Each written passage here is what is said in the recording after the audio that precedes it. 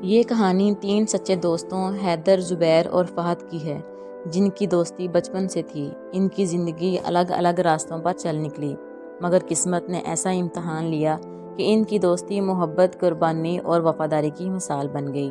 یہ کہانی کراچی کے 3 نوجوانوں کی ہے جو ایک ساتھ بڑے ہوئے، ایک ساتھ خواب دیکھے اور پھر زندگی نے ان پر ایسے حالات ڈالے کہ ان کی دوستی کا اصل امتحان شروع ہو گیا۔ کراچی کی ایک گلی میں 3 بچے ایک ساتھ کھیلتے تھے۔ حیدر، زبیر اور فہد تینوں بچپن کے دوست تھے۔ ان کی دوستی اس قدر مضبوط تھی کہ گلی والے انہیں 3 شیر کہتے تھے۔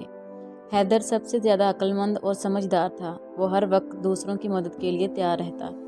زبیر زندہ دل اور مزاحیہ طبیعت کا مالک تھا، ہر وقت ہنسی مذاق کرتا رہتا۔ فہد جو سب سے زیادہ جذباتی اور حساس تھا، وہ اپنے دوستوں پر جان بھی قربان کر سکتا تھا۔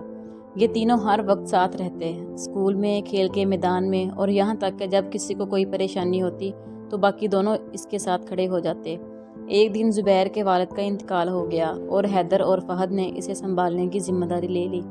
زبیر کے گھر کے حالات خراب ہونے لگے، مگر حیدر اور فہد نے کبھی اسے اکیلا محسوس نہیں ہونے دیا۔ وقت گزرتا گیا اور تینوں دوست بڑے ہو گئے۔ حیدر ایک انجینئر بننے کا خواب دیکھ رہا تھا، زبیر بزنس مین بننا چاہتا تھا اور فہد ایک پولیس افسر بننا چاہتا تھا۔ مگر زندگی ہمیشہ خوابوں کے مطابق نہیں چلتی۔ زبیر کے گھر کی مالی حالت بدستور خراب تھی، وہ اپنی پڑھائی مکمل نہ کر سکا اور ایک چھوٹے موٹے کام کرنے لگا۔ حیدر نے یونیورسٹی میں داخلہ لے لیا، مگر اسے اپنے والد کی بیماری کے باعث پڑھائی چھوڑنی پڑی۔ فہد کو پولیس اکیڈمی میں داخلہ مل گیا اور وہ دن رات محنت کرنے لگا۔ یہاں سے ان تینوں کی زندگی الگ الگ راستوں پر چل پڑی، مگر دوستی میں کوئی فرق نہ آیا۔ زبیر کو پیسوں کی سخت ضرورت تھی۔ اس نے ایک دوست سے قرض لیا، مگر وہ دوست دراصل ایک خطرناک گینگ کا حصہ تھا۔ زبیر کے علم میں نہ تھا کہ وہ غلط ہاتھوں میں جا چکا ہے۔ ایک دن زبیر کو پتہ چلا کہ اس نے جس سے قرض لیا تھا وہ منشیات کا کاروبار کرتا ہے۔ زبیر نے اسے پیسے واپس دینے کی کوشش کی، مگر وہ لوگ چاہتے تھے کہ زبیر ان کے ساتھ مل جائے۔ یہاں زبیر کی دوستی کا امتحان تھا۔ اس نے فہد اور حیدر کو سب کچھ بتایا اور دونوں نے فیصلہ کیا کہ وہ زبیر کو بچائیں گے۔ فہد اب ایک پولیس افسر بن چکا تھا۔ اس نے اپنی دوستی کی پرواہ کرتے ہوئے زبیر کو اس دلدل سے نکالنے کا فیصلہ کیا، مگر گینگ کا لیڈر بہت طاقتور تھا، وہ زبیر کو آسانی سے چھوڑنے کے لیے تیار نہ تھا۔ ایک دن زبیر لاپتہ ہو گیا۔ حیدر اور فہد نے اسے ہر جگہ ڈھونڈا، مگر کچھ پتہ نہ چلا۔ کئی دن بعد فہد کو ایک خفیہ اطلاع ملی کہ زبیر کو گینگ نے اغوا کر لیا ہے۔ یہ وہ لمحہ تھا جب دوستی کا اصل امتحان شروع ہوا۔ فہد نے اپنی وردی کا استعمال کیا، مگر اس کا سامنا ایک بہت بڑی مشکل سے ہوا۔ گینگ کے لیڈر نے دھمکی دی کہ اگر فہد پولیس لے کر آیا تو وہ زبیر کو مار دے گا۔ حیدر نے ایک بہادر فیصلہ کیا، اس نے خود جا کر گینگ لیڈر سے ملاقات کی اور کہا، میرے دوست کو چھوڑ دو، میں تمہیں جو چاہے دینے کے لیے تیار ہوں۔ گینگ لیڈر مسکرایا، کیا تم اپنی جان دینے کے لیے تیار ہو؟ یہ وہ لمحہ تھا جب حیدر نے اپنی زندگی کی سب سے بڑی قربانی دینے کا فیصلہ کیا۔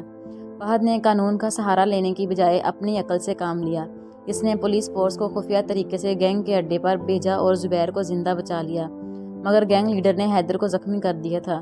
حیدر نے آخری لمحے تک اپنے دوستوں کا ساتھ دیا۔